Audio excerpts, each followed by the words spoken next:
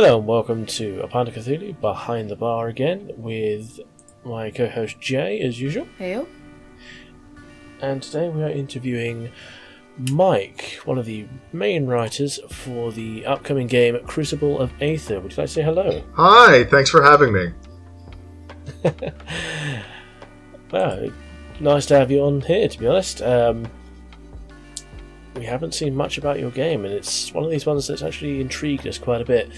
But with all of these, we have one ice-breaking question. If you could say A Pint of Cthulhu was any kind of drink, what would it be?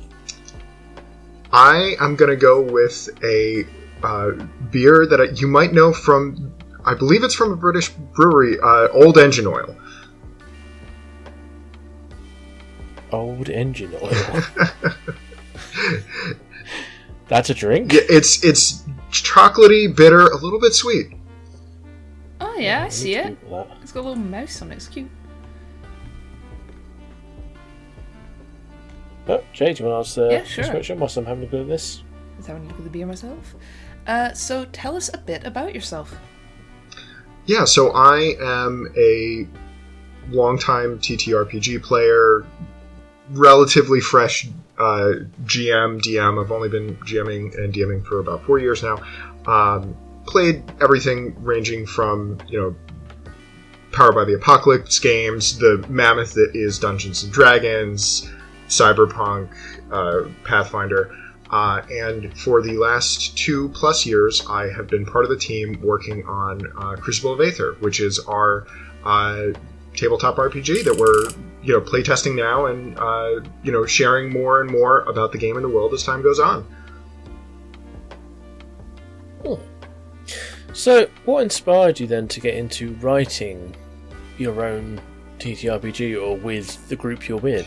Yeah, so I got involved in writing Crucible of Aether because I was in a tabletop group with the lead designer, Jackie, my brother, and a few friends.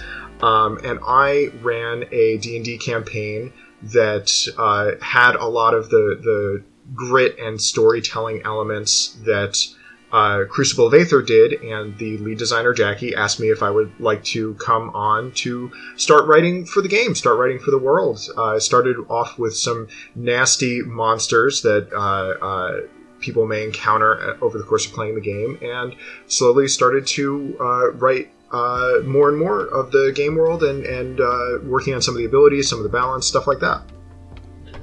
Nice. So how about you tell us a little bit about Crucible? Yeah, so it is a skills-based TTRPG, D100 system, should be familiar to Pint of Cthulhu, where your character advancement is based entirely on what you do in the game. So each skill check that you do contributes to getting better at that skill. And the choices that you make over the course of the game influence what abilities you gain access to. The stereotypical one is the Thief. It's the most frequently unlocked ability tree in the game. We call these ability trees careers.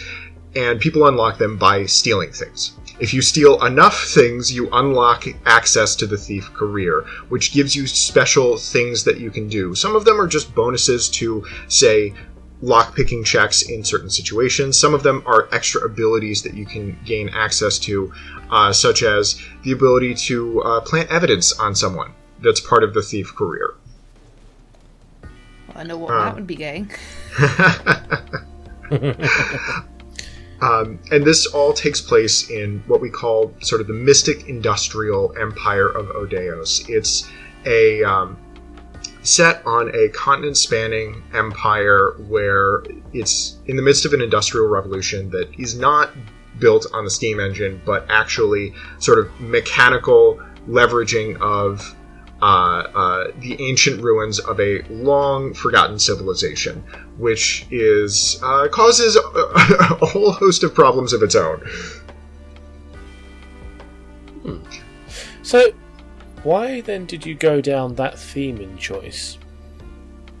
In terms of talking about the Industrial Revolution there, or things like that? A bit of both, really. Yeah, industrial, creepy dark magic. Yeah. It's pretty unique. It sounds real cool.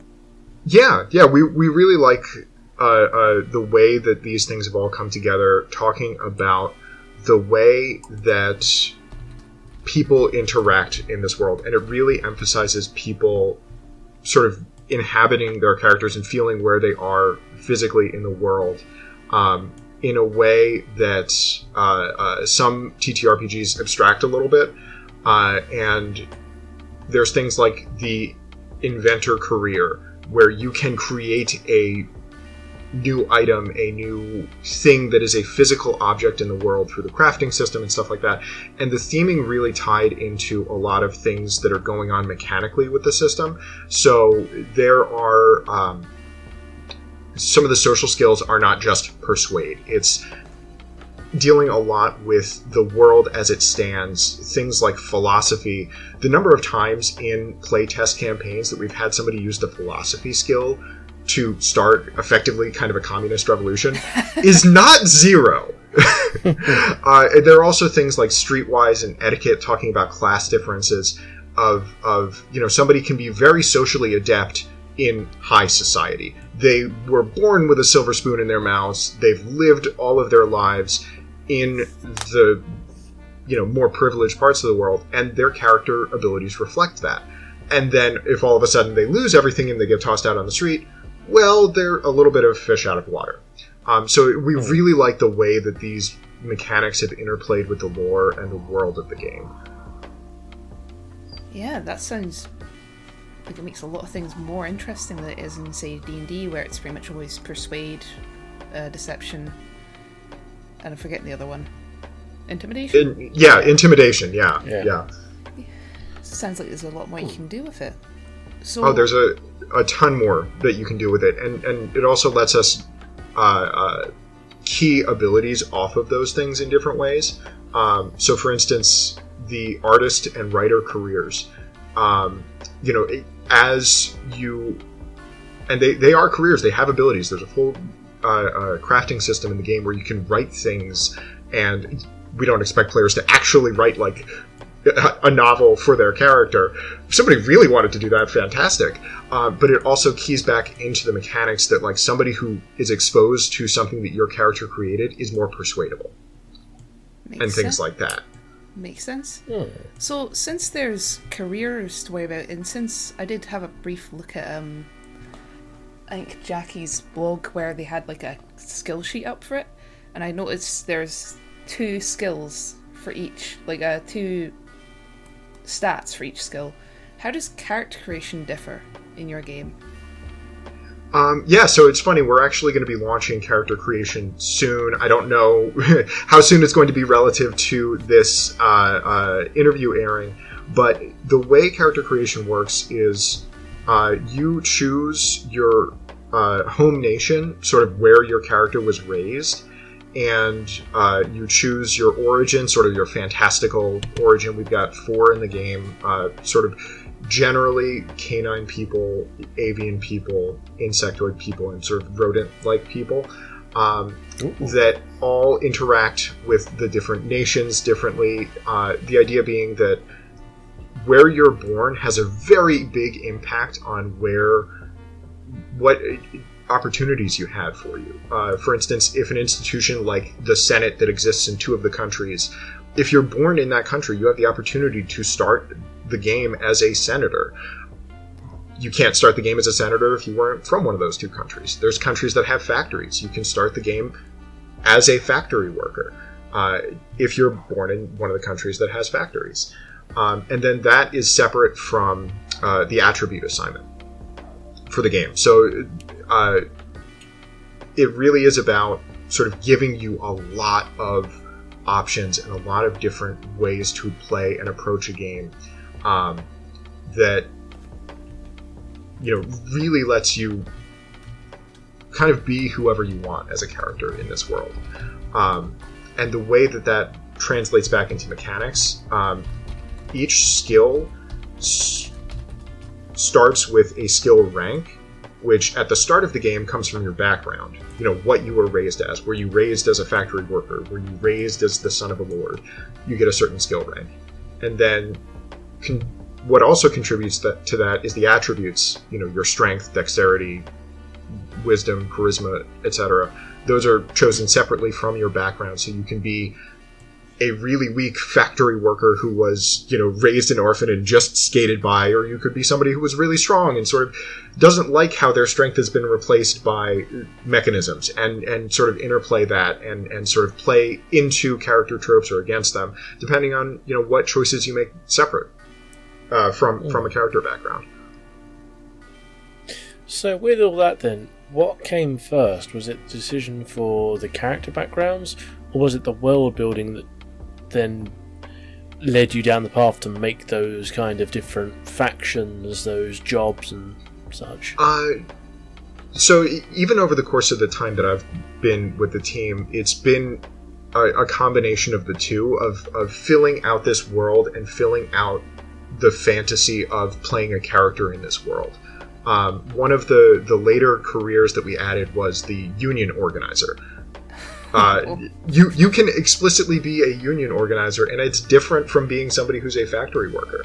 The union organizer has abilities that's like makes it easier for you to persuade people, makes it easier for you to duck out of the sight of the law and fit in with the mass of other people in the world, and also it makes it easier for other people to make things. Literally, if a union organizer is in the room, it is easier to craft things as another character. It like a union organizer makes crafting better. Just like real life. I'm kind of curious. I'd assume that the different nations within the Empire will have differing views on differing species. So maybe one is biased against rat people, or in another one avians are the best society, on the top rings of society. Yes, and we've tried to put a lot of care into doing this with nuance, doing it with there's disagreements within societies about how to treat people. There's disagreements within institutions about how to treat people, and we are approaching this with the knowledge of trying to do it in a way that is interesting and also responsible. At no point in the game do we say everybody who looks a certain way or lives in a certain place thinks this way, or feels this way, or is this way. That makes sense, considering you want to make it sound realistic in a way, because not everyone thinks the same way. So yeah, that works. With that though, what kind of what other challenges did you face then during this development phase? Well, we joke around that it's a big game for our team. There are just 4 of us, and to give you an idea of the scope of what people are going to have access to when we fully launch, there are 13 different nations that you can be born in, the 4 origins that I mentioned, something like at least 24 traits that can alter your character, whether they be fantastically or just you're stronger than average. And then something like 63 different careers. Hell yes. Wow. Yes, it is an absolutely massive amount of content that we have that interact in really fun ways. For instance, there is a character build that I joke around is the close attack air support, a combination of the Mason career, a career called the Reldy Reaver, and the Pugilist, where they just throw a rock that magically comes back to their hand while they float around in the air. Rock around. And that's just the way that we've let these all interact with each other. There are characters that similarly do wacky things in social situations, because as we've gone through these careers, we've sort of approached them with the mindset of a good career will do 3 things: make the character good or better at what the career does well, so a thief, steals things better than somebody who just has high skill ranks outside of having the thief career. They'll change how they interact with the game system, and they will change how they interact with the world around them. So, for instance, the gangster career, you are actually a very adept social character. You are very good at threatening people. You are very good at extorting people. You are very good at convincing other people to join your team. One of the capstone abilities for that is to be able to use Streetwise, which is the sort of, for lack of a better term, lower class ability, to use in pretty much any social situation, the idea being that you have become a crime boss, a leader of the criminal underworld who can go pretty much wherever you want. And that is just one career. And we've tried throughout all of these careers to play into the fantasy of the character and then also make them feel different as a character in the world. Man, this is going to be so fun for me. I like world building so much. I think it was Doomsong that said we had 30 gods, and I went absolutely insane for a bit. This seems You did, yeah. similarly huge scale. I am so invested in this. Is it out yet? I know we usually leave that for the end of the interview, but... No, it is not out yet. But I can say right now we do have a quick start guide available on our Discord server. It has all you need to start playing the game. We also have 8 pre-made characters. We have not, as of this recording, released character creation yet. So there are 8 pre-made characters ranging from just a merchant who's a very fun character to play. I've played that myself in playtests, to an augmented Black River warrior that has some artificial limbs that they can use in combat or not. And also, one other thing that we haven't talked about is the magic system in this game. There is a whole huge variety of magic in the game, and there is not a magic stat. There are characters who use performance-based magic. They use the performance-based skill. There are characters who use art to make magic. There are characters who use command or their faith in the divine, or even just like moving things with their mind. There is a huge variety of playstyles and things to explore in this game. Wow. I'm already so excited for this, man. You don't even know. Yeah, we have had a lot of fun making it. We've had a lot of fun playing it. I just recently had a home game where the climactic final session, people ended up playing effectively polo with homemade grenades.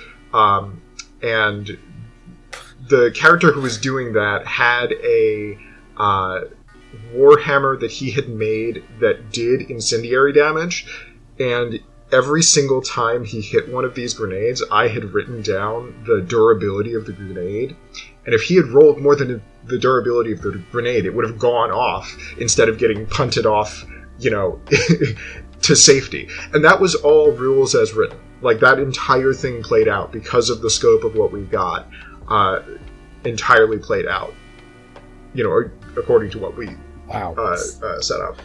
So... Okay, so this is going to go off rails a little bit here. How long have you been writing this for? I have been involved in this a little bit more than 2.5 years. Jackie has been doing this for a decade. She is an amazing creator, and I am so happy to be able to have the privilege of contributing to this, because I hope you can tell, I have had a lot of fun with this, and I really enjoy making little doodads for this world that she made. A decade. I think that's the longest of anyone we've had. By a lot. Wow. Man, explains how it got so big with 4 people, though. Yeah. Sorry, go ahead. So, I don't know if you guys have playtested yet, because it sounds like we've caught you at just the right time, super early on. He just said he had a game. Yeah, but I thought it was with his friends. No? That kind of is playtesting. I mean, yeah, that's what I was getting into. Shush, man. I don't know if you playtesting for others, but how has the games you've played, Matt, with your pals. Has that led to you changing or revising anything in the game? Any grand realizations? Yeah. So we have been doing open playtesting for about 6 months now, both on our Discord and also through the wonderful Break My Game nonprofit. They have been fantastic, providing some opportunities for us to just get random people who, may not have any experience with tabletop RPGs at all to jump into the game. Something that we have adjusted as a result of feedback was the XP system. So when we first went into playtesting, there was no XP on failure, and there was kind of a clunky tier system for how quickly your skills would advance. We changed that up so that you do get some XP when you fail on a check, so it doesn't feel quite so bad. And what we also changed was there's a very simple measure for how quickly a skill advances. The rank you have in the skill is the XP you need to advance that skill. So very naturally, over the course of advancing a character, it gets a little bit slower to get at a higher tier skill. So a skill rank of 60 takes 3 times as long to advance as a level 1 character who has a skill rank of 20. But a higher level character may also have access to bonuses in a career that they've specialized in that makes it easier for them to attempt more difficult tasks, more difficult checks that reward more XP. The idea being that characters who are not terribly specialized in a thing can still advance, especially characters who are very new to a skill can still advance, but it does get more difficult to get to that umpteenth last ranks of a skill and become sort of an absolute master at it. It advances a little bit more slowly. So the meat and bones of this, then, how then do you handle combat and conflict resolutions then? So yeah, there is a full combat system in the game. Actually very interactive, even when you're not on your turn, that you've got reactions that you can use, abilities that you can use from careers to sort of manipulate the action economy. And there's also a lot of non-combat things that you can do in combat. For instance, the merchant career has an ability. They can use it all of the time, but they can also specifically use it in combat to just bribe someone mid-combat to be like, no, I'll pay you, 100 pens not to do that. And they can just straight up do that. That's their ability. And in the GMing portion of the game, we have very much encouraged people to set challenges, not necessarily conflicts, and we've built things to encourage people to, if they want to dive into the combat system, they absolutely can. It's a very deadly combat system. You can die real fast if you're not careful, but generally encouraging people to explore how they want to solve a problem and see if they're able to. In the playtesting that I've done, we've got 2 different modules that we've playtested. One is fully written up on our server and anybody can grab that. The other one is one that we've just used internally.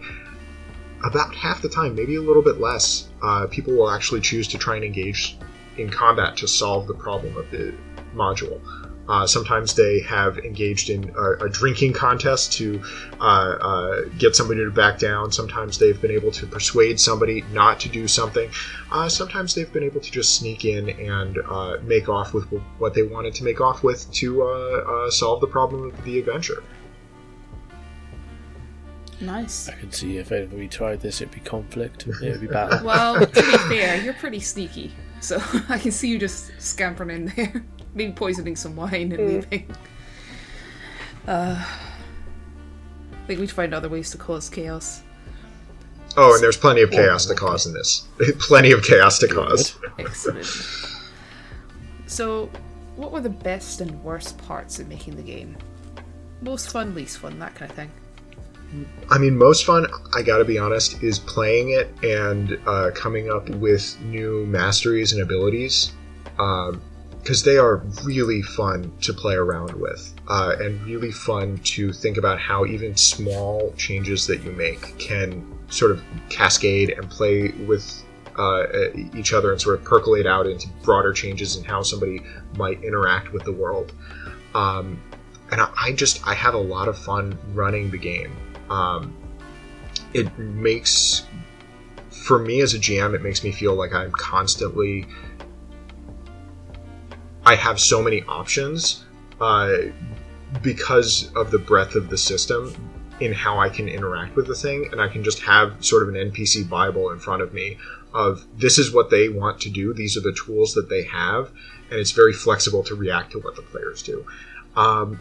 I gotta say, editing sucks. Editing always sucks. Ain't that the truth? Especially on a project this large, editing is like doing the character creation, playtesting, just making sure that all of the fluff for the character creation packet that we're putting out, making sure that that was all correct with everything else that we've written. And then, if we decided to make a change, got to make sure that we make that change in all of the places that it's referenced and all of that stuff. Continuity edits, they're a bear. They're always a bear. So, is this your first project you've worked on, or have you worked on previous games before Aether? I have... this is my first TTRPG project that I have worked on. I'm a writer in my real life, and I've written a couple of... I've written a module and a couple of books that... again, editing is a bear. But this is my first tabletop project, yeah. What books have you written, if I might ask? Oh, it was a fantasy short story collection that I, have since shelved, and a sci-fi sort of deconstructed police procedural that I have since shelved. So, fair enough. Just curious. Yeah. Speaking of books and sci-fi and fantasy, what do you draw on for inspiration with this? What stuff have you seen, read, watched? A lot of the inspiration from my side is history, leaning on a history degree and sort of a little bit of steampunk genre and cyberpunk and stuff like that. Just in terms of sort of making it feel real and hopefully getting players to feel that verisimilitude, that moment of I feel like I know what this character is feeling. I feel like I know what this character wants to do or is thinking about. But yeah, a lot of that. So, what are you planning to release this on? Are you going through backer funding, or how are you planning on launching this? Yeah, so our plan as of right now is we're sort of playtesting, getting feedback, making edits as they're needed, with the intent of going to Kickstarter or BackerKit or some other funding platform Q4 of this year. Ooh. Yeah, I mean, Do you have a rough idea of the pricing? Because I'm already invested. We do not know pricing yet because we have, we've got to make decisions about printing costs. We've got to make decisions about color printing, all of that sort of stuff that then, factors into what we're going to be doing pricing-wise. The decisions about that are coming very soon, though. We've got quotes, and we're trying to figure out what that's going to be. But at the very least, we know for sure that we are going to have PDF releases of everything. Obviously text searchable. Dear God, I hate non-text searchable PDFs, as well as online tools, and hopefully VTT support. Ooh, hopefully, fingers crossed. Fingers crossed on VTT support. That's something that we've talked about. Which ones are you looking at? I know I myself am most familiar with the Roll20 tools. I know that's not necessarily everybody's favorite. I've done a little bit of poking around about creating character sheets in Roll20. But the big thing is making tools for people so that they can play the game easier. We've got some internal tools right now for making, pre-made characters, making NPCs that are very fast. You just select a couple of things from a drop-down menu, and you've got a character ready to go. And obviously, it's not going to be an Excel spreadsheet. When we release it, we would do a little bit of cleaning up, but at the very least we want that functionality so that you can go in and very easily make a character, make something that can start playing in the world. And also from a GM perspective, being able to have an NPC done in 5 minutes is amazing. Even in a game as crunchy as ours, it has been a fantastic tool for me as a GM to have that just ready to go. Sounds like it. So, what advice would you give to people who want to write for TTRPGs? With the caveat that this is, my first one, I would say, first off, play both what you're working on and, close comps, as well as, new indie things that seem exciting, so that you can see, both what the pain points and pleasure points of what you're working on are, as well as what its closest comparators might be, and then also what the industry is doing. Like, there's some really innovative things that are happening, within bigger names like Powered by the Apocalypse, Pathfinder, and then also just things that are completely different, like Dread, that are doing really innovative, really fun things that, even if it's not, you're stealing an idea, it's just getting an idea of what's out there. And it's an excuse to play tabletop RPGs. True. Nice. True. Just a quick one. What engine are you guys using? What game system are you using, or have you created your own? It's entirely custom. And it is, it's the Crucible of Aether system. If you have played Call of Cthulhu, it is going to be familiar. If you've played a lot of sort of crunchier RPGs, we're not full GURPS, but if you've played some crunchier RPGs, it's going to be familiar to you. But I've personally found that it is very quick to pick up on and very, very smooth to play.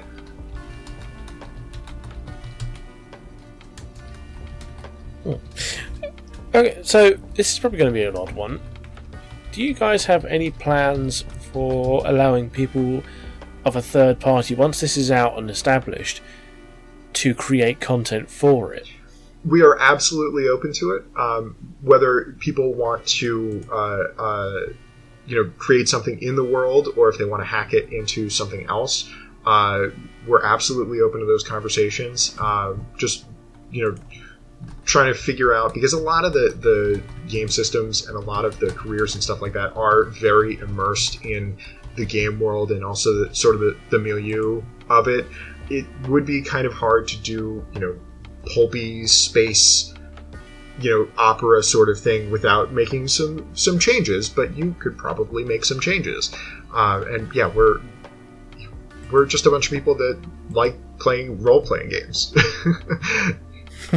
Fair enough. So we're absolutely open. Kind of people, to be honest. We're absolutely open to conversations about people wanting to play more role-playing games. That seems like an easy answer to me.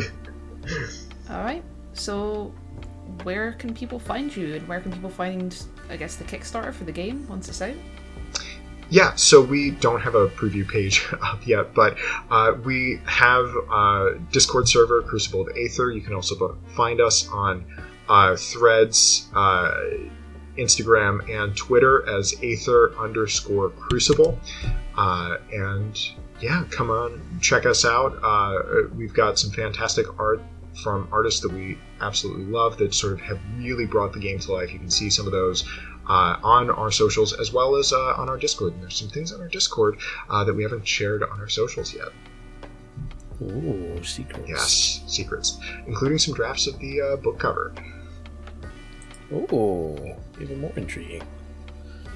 Well, I must say it's been a quick one, but thank you very much for your time, Mike. It has been a pleasure talking with you. And we wish you all the success on this, because it's one of those ones that both of us in the side chat have been saying that we will, as soon as it comes out, invest into. That's fantastic. Thank you. It has one of the best parts about doing this has been having complete strangers get excited about something that we made, which is just a wild feeling. Well, from talking to you now, you've got quite a passion about this, and it's hard not to be infected with such a thing as well, you know? When someone's got such a passion for it, to then hear them talk about it and not get excited about it would just be wrong. I mean, it's fun. I don't know what to tell you. Well, thank you very much again for your time. This has been A Pint of Cthulhu, signing off. I'm going to stop the record now.